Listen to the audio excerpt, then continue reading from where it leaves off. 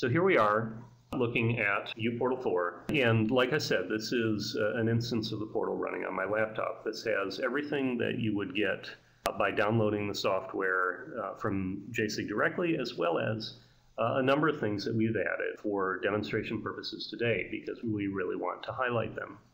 What you're looking at here is the experience that an anonymous member of the public would have coming to the portal. This is completely public content.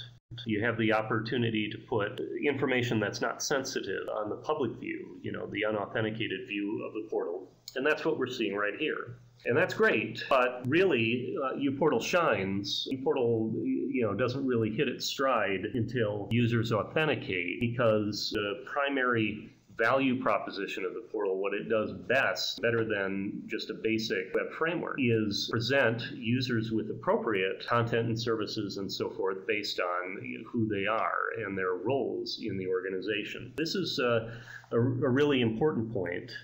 In fact, uPortal is capable of knowing a lot about users, quite a bit. And what uPortal can do in terms of tailoring the experience is quite remarkable. In uPortal, we can do really interesting use cases, like we can present a portlet to graduating seniors that reminds them they need to order their cap and gown and perhaps gives them the opportunity to do so right there. We can offer a different portlet to incoming freshmen or transfer students that lets them know they have to sign up for a mandatory alcohol awareness seminar and perhaps give them the chance to sign up for one of those dates. These are all really amazing things that we can do when the user authenticates based on knowing so much about them and being able to tailor the experience in very specific ways. So uPortal, of course, supports lots of different popular forms of authentication strategies, including, of course, CAS, Jasig CAS, Shibboleth, directory authentication based on LDAP or Active Directory, supports pubcookie. uPortal's been able to support many other strategies by integrating with the remote user request header. I've personally integrated uPortal with Tivoli Access Manager that way. And then, of course, authentication is an interface-based pluggable API within uPortal, so custom strategies are completely supported as well. Well, at any rate, today I have this portal set up for CAS authentication. In fact, it's the CAS that comes bundled with uPortal. So if I click Sign In over here at the top, I get taken to the bundled CAS, like I say. But we've configured this bundled CAS, this CAS instance, to integrate with Unicon's Active Directory. So I'm able to log in with my Unicon credentials here. So based on my identity here at Unicon, I have now accessed the portal. And you can see that at the top of the screen, it knows who I am. It says, "Welcome, Andrew Wills." And you can see that I've got quite a bit of different content versus the anonymous view. I have access to administrative functions. I have Unicon-specific stuff.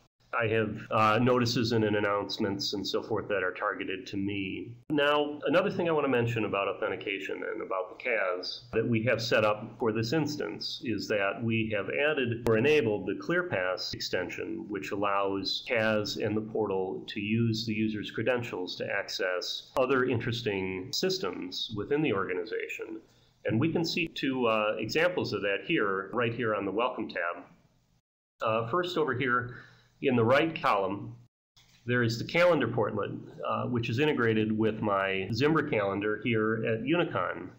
You can see that I have today at 10:15 Arizona time, I'm scheduled for this uPortal 4 webinar. Maybe I should make sure and make that. Then over here in the left column, also using the ClearPass, the magic of ClearPass through CAS, I have the Jasig email preview portlet integrated with Unicon Zimbra, my Unicon email account here.